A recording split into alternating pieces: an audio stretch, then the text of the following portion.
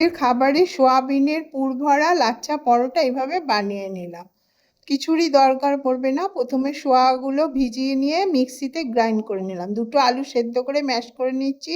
সোয়াটা দিলাম, পেঁয়াজ কুচি, চাট মশলা, নুন, হলুদ গুঁড়ো, ধনে গুঁড়ো, জিরে গুঁড়ো, ভাজা মশলা দিয়ে ভালো করে পুরটা মেখে নিলাম। এইভাবে মেখে নেওয়ার পর ময়দাটা মেখে নিয়েছি, নুন আর জল সামান্য তেল দিয়ে মেখে নিয়ে একটা লেচি করে নিয়েছি, নিয়ে এটাকে বেলে নিচ্ছি।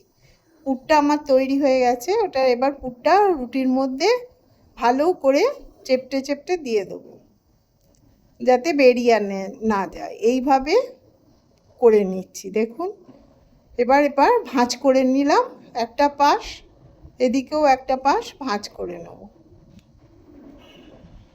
যাতে বেরিয়ে না যায়। আবার আর একটা ভাঁজ দিয়ে দিলাম, দিয়ে একটুখানি হালকাভাবে বেলুন দিয়ে বেলে নিচ্ছি। এটা সব ভালো লাগে খেতে, কিছুরই প্রয়োজন পড়ে না। এবার ছুরি দিয়ে মধ্যিখান দিয়ে কেটে নেব।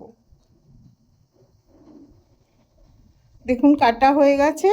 এবার দুটো ভাগ করে নিচ্ছি, নিয়ে এটাকে পেঁচিয়ে রোল করে নেব। ভেতরে পুর ভরা থাকলে কোনো কিছুরই দরকার পড়বে না, চাটনি দিয়ে খাওয়া হয়ে যায়। এইভাবে পাকিয়ে নিলাম। এবার একটু সামান্য ময়দা দিয়ে ভালো করে বেলে নেব। নিয়ে দেখুন প্রত্যেকটা লেয়ার বোঝা যাচ্ছে, তার সঙ্গে পুরগুলো বোঝা যাচ্ছে। এইভাবে খানিকক্ষণ সেঁকে নেওয়ার পর ঘি দিয়ে প্রত্যেকটা ভেজে নেব। এইভাবে দেখুন ভাজা হয়ে গেছে, কত সুন্দর লাগে।